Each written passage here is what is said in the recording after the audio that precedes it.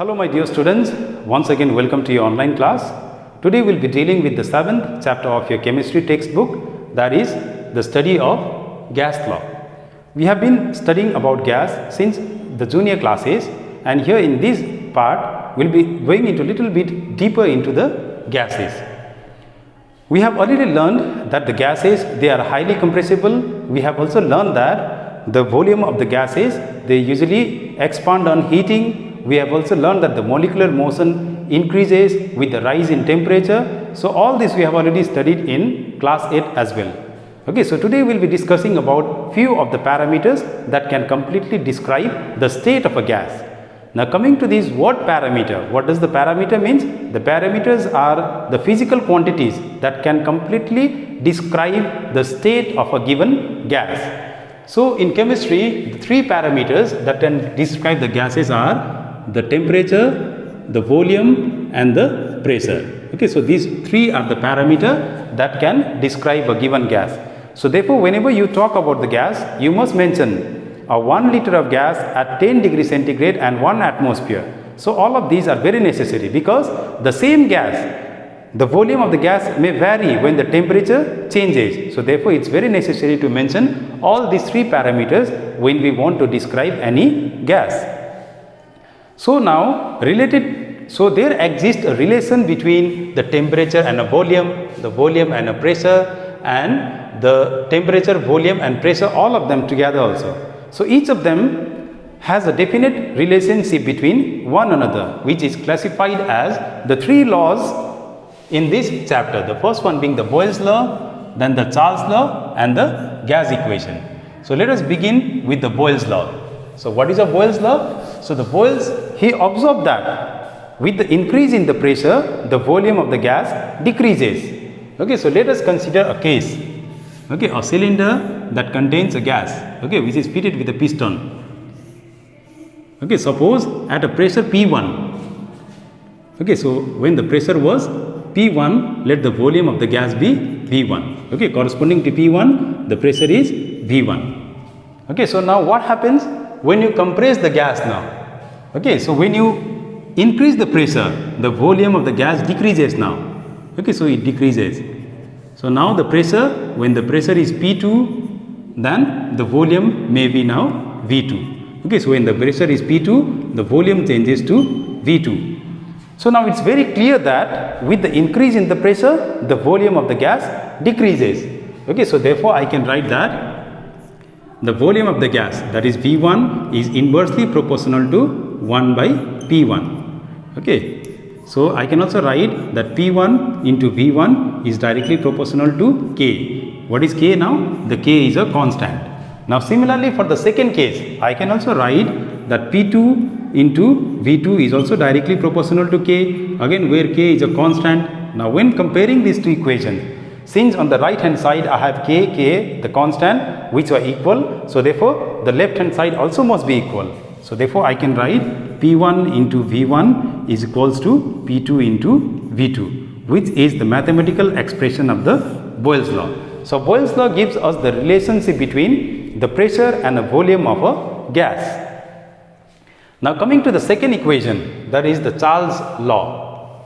Okay, so it was found that, okay, for the fixed mass of gas, provided the pressure remaining the constant, with per degree rise in temperature, the volume of the gas increases by 1 divided by 273 times the original volume of the gas. Okay, so that is, suppose if V0 is the volume at a given temperature.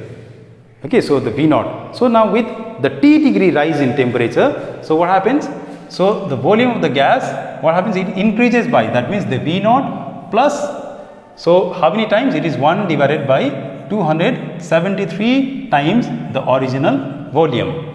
So therefore I can write that V is equals to, now if I take V common, sorry, it is T, because for the T degrees I rise in temperature. So if it was only for 1 degree, I would have written there 1. So taking V common, I get 1 plus T divided by 273. Or I can also write V is equals to V0, okay, 273 divided by 273 plus T.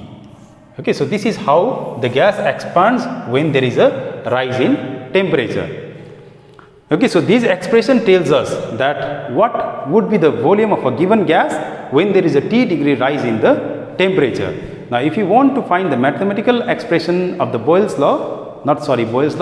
law, so we consider the same thing. So, for a fixed mass of gas, provided the pressure remaining the constant, suppose when the temperature was T1, the volume of the gas is V1. Now, when the temperature is increased to T2, let the volume of the gas be V2, and we know that the volume of the gas is directly proportional to the temperature. Okay, the higher is the temperature, the greater will be the volume.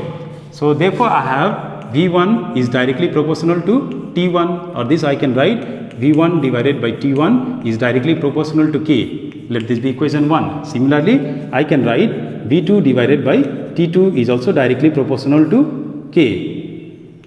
So comparing these two equations, I can write finally V1 divided by T1 is equals to V2 divided by T2, which is the mathematical form of the Charles law.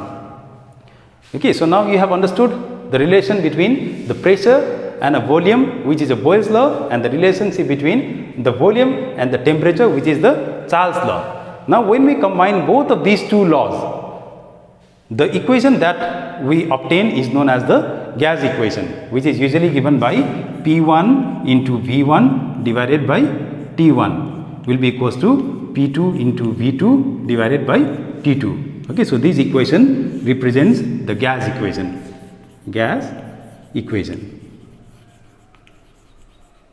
Okay, so you need to remember all of these so that you will be able to solve some of the simple numerical problems based on the Boyle's law, Charles law, and the gas equation. Now coming to the another topic, the absolute zero. So what is the absolute zero? Now from the Charles law, we see that when we reduce the temperature of a gas, because we know that with the increase in the temperature, the volume of the gas also increases. So the reverse is also possible. That means when we cool down, when we go on decreasing the temperature, the volume of the gas decreases. Okay, so how it decreases? Now according to this Charles law. Okay,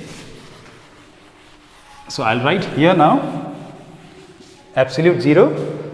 So now when I reduced the temperature to minus, now when 273, that means when T I take it as minus 273 degree centigrade. So substituting that value here, so I get V will be equals to V naught times 273 minus 273 divided by 273. So the numerator here gives me 0. So 0 divided by any number gives me 0, and 0 into V naught again gives me 0. So therefore the volume of the gas becomes 0. Though it is practically it is not possible, but still theoretically it is possible to have the volume of the gas to be 0. That means the gas no longer exists. So that temperature at which the volume of gas ceases to exist is known as a absolute zero, and that temperature is, so the absolute zero, so the value of absolute zero is minus 273 degree centigrade. Okay, so this is what is meant by the absolute zero, and in Kelvin scale this absolute zero is considered to be a 0 Kelvin.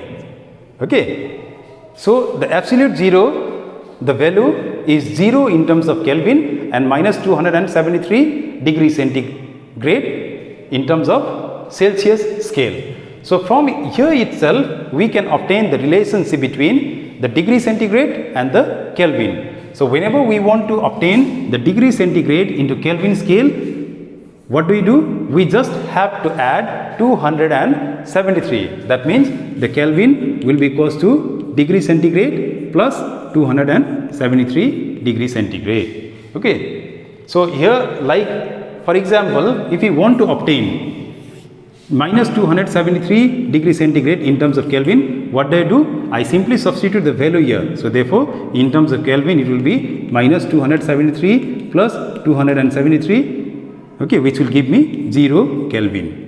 Okay, so this is how we obtain the relationship between a degree centigrade and a Kelvin. So that is what we had to do in the 6th point mentioned in the board.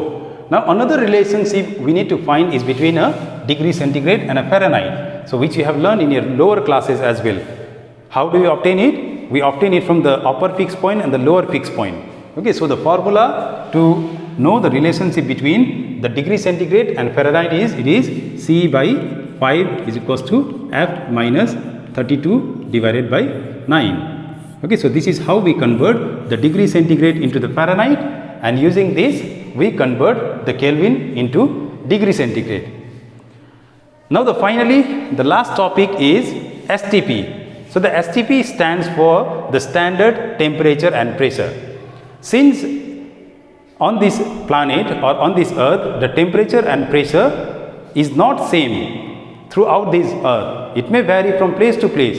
Even in Hamiltonganj and in Jaigaon the pressure and temperature may be different. So that's why a standard pressure and temperature is taken into consideration when we talk about the gases. And sometimes in some book it also may be mentioned as NTP, which means it is the normal temperature and pressure. So the normal temperature is taken to be 0 degree centigrade. Okay, 0 degree centigrade, which in terms of Kelvin is 273 Kelvin. And the standard pressure is taken to be 1 atmosphere. Okay, which in terms of the mercuric barometer is 76 centimeter of mercury, or it is also equals to 760 mm of mercury. Okay, so this is all that is included in this chapter. Now we will be solving a numerical based on a Boyle's law, Charles law, and I will take a question from your textbook, page number 116, question number 1, which is based on the Boyle's law. So here the question says that the volume of a certain amount of gas at 25 degrees centigrade and 100 centimeter mercuric pressure is 80 milliliter.